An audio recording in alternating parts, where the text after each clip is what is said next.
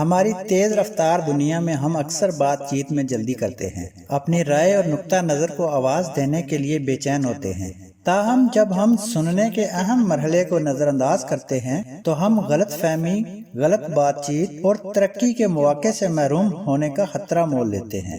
توجہ سے سننے کے لیے وقت نکال کر ہم قیمتی بصیرت حاصل کرتے ہیں، اپنے افق کو وسیع کرتے ہیں اور ایسے نئے تناظر دریافت کرتے ہیں جن کو شاید ہم نے نظر انداز کیا ہوتا ہے۔ بسم اللہ الرحمن الرحیم۔ تمام سننے والے دوستوں، بہنوں، بھائیوں کی خدمت میں سلام۔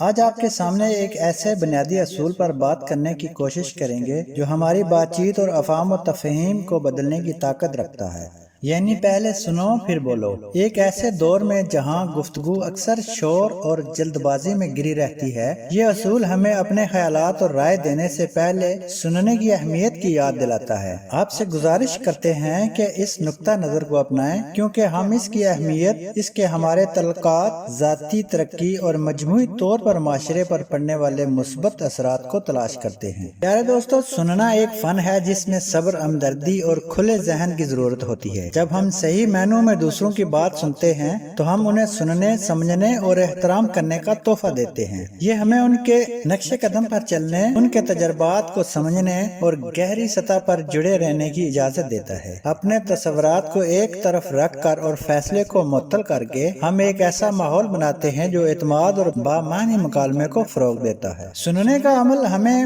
متنوع اور کثیر الثقافتی معاشرے میں افہام و تفہیم کے پل بنانے میں مدد کرتا ہے۔ جب ہم توجہ سے سننے میں مشغول ہوتے ہیں تو ہم مختلف ثقافتوں، پس منظر اور تجربات کے فراوانی کو تسلیم کرتے ہیں۔ ہم دوسروں کی ضروریات کے لیے زیادہ حساس ہو جاتے ہیں اور ہم ایک زیادہ جامع اور مساوی دنیا کی تشکیل میں متنوع آوازوں کی فطری قدر کو تسلیم کرتے ہیں۔ پہلے سنو پھر بولو کا اصول ہماری ذاتی ترقی کو بڑھاتا ہے۔ دوسروں کی باتیں سن کر ہم اپنے آپ کو علم اور حکمت کی دولت سے روشناس کراتے ہیں جو ہماری اپنی ترقی میں معاون ثابت ہو سکتی ہے۔ ہم زندگی کے مختلف تجربات سے سیکھتے ہیں، نئی بصیرتیں حاصل کرتے ہیں اور اپنے مفروضوں کو چیلنج کرتے ہیں۔ یہ سننے کے ذریعے ہی ہے کہ ہم واقعی اپنے فکری اور جذباتی افق کو وسعت دیتے ہیں۔ آج کے معاشرے میں گہری تقسیم اور پولرائزیشن کی وجہ سے پہلے سنو پھر بولو کی مشق پہلے سے کہیں زیادہ اہم ہے۔ کھلی اور باوقار بات چیت کے ذریعے ہی ہم ان تقسیموں کو ختم کر سکتے ہیں اور مشترکہ بنیاد تلاش کر سکتے ہیں۔ ایک دوسرے کو حقیقی طور پر سن کر ہم ہمدردی اور تعاون کی بنیاد رکھتے ہیں۔ ہم ایک ایسے ماحول کو فروغ دیتے ہیں جہاں اختلافات کو مٹایا جاتا ہے اور جہاں افہام و تفہیم کے ذریعے اتحاد حاصل کیا جاتا ہے۔ پہلے سنو پھر بولو صرف الفاظ کو غیر فعال طور پر سننے کے بارے میں نہیں ہے، یہ دوسروں کے ساتھ فعال اور ہمدردانہ مشغولیت کے بارے میں ہے۔ اس میں ایک ایسی جگہ بنانا شامل ہے جہاں لوگوں کو سنا،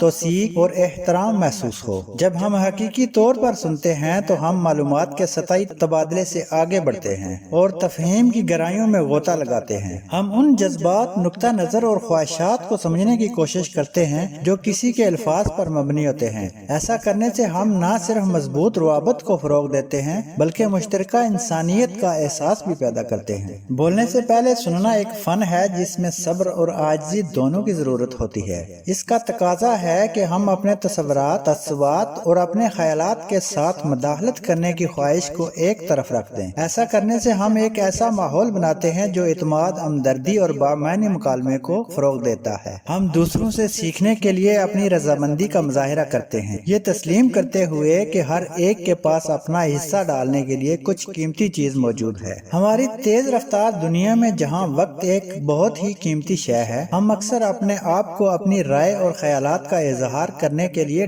دوڑتے ہوئے پاتے ہیں۔ تاہم جب ہم سننے کے ضروری مرحلے کو نظر انداز کر دیتے ہیں تو ہم اپنے ارد گرد موجود نقطہ نظر کی فراوانی اور تنوع سے محروم ہو جاتے ہیں۔ حقیقی تفہیم انسانی تجربات کے مکمل اسپیکٹرم کو اپنانے سے حاصل ہوتی ہے۔ ہم خود کو نئے آئیڈیاز، بصیرت اور امکانات کے لیے کھولتے ہیں جو شاید ہمیں دوسری صورت میں نظر انداز کر چکے ہوں۔ پہلے سنو پھر بولو کا اصول ہمارے بڑھتے ہوئے ایک دوسرے سے جڑے ہوئے اور کثیر الثقافتی معاشرے میں افہام و تفہیم کے پل تعمیر کرنے میں اہم کردار ادا کرتا ہے۔ جب ہم سننے میں مشغول ہوتے ہیں تو ہم ثقافتوں، پس منظر اور تجربات کی متنوع ٹیپسٹری کو تسلیم کرتے ہیں اور ان کی تعریف کرتے ہیں جو ہماری دنیا کو تشکیل دیتے ہیں۔ ہم محض رواداری سے آگے بڑھتے ہیں اور تنوع سے ملنے والی دولت کے لیے حقیقی سمجھ اور تعریف کی تلاش کرتے ہیں۔ ایسا کرنے سے ہم ایک ایسی جگہ بناتے ہیں جہاں تمام آوازیں سنی جاتی ہیں اور ان کی قدر کی جاتی ہے، اور جہاں اختلافات کی ٹیپسٹری کے ذریعے اتحاد کو پروان چڑھایا جاتا ہے۔ سننے کا عمل دوسروں کے ساتھ ہماری بات چیت تک محدود نہیں ہے،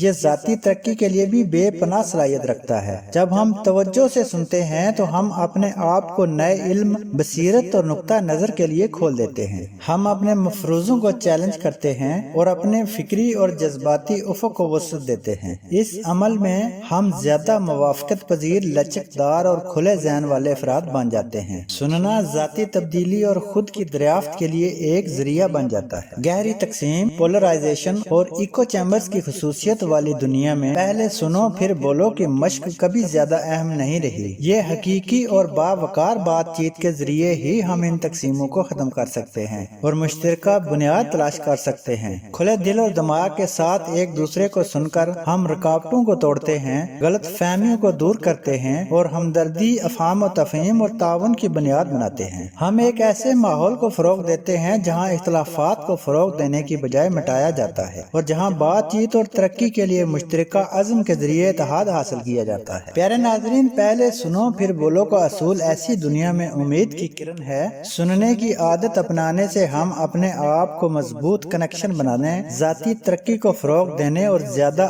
ہم آہنگ معاشرہ بنانے کے لیے اختیار بناتے ہیں۔ لہذا آئیے ہم ایک اجتماعی عہد کریں کہ اس اصول کو اپنی روزمرہ کی زندگیوں میں شامل کریں گے، اپنے اعمال کے ذریعے دوسروں کو متاثر کریں۔ ایک ساتھ مل کر ہم ہمدردانہ افہام و تفہیم اور مثبت تبدیلی کے اثرات کو پھیلا سکتے ہیں۔ امید کرتے ہیں آج کی یہ ویڈیو آپ کو پسند آئی ہوگی۔ ہمیشہ خوش رہیں، خوشیاں بانٹیں اور ایک دوسرے کے ساتھ مثبت تعاون کی فضا پیدا کریں۔ ملتے ہیں کسی نئی ویڈیو کے ساتھ، تب تک کے لیے اللہ نگہبان۔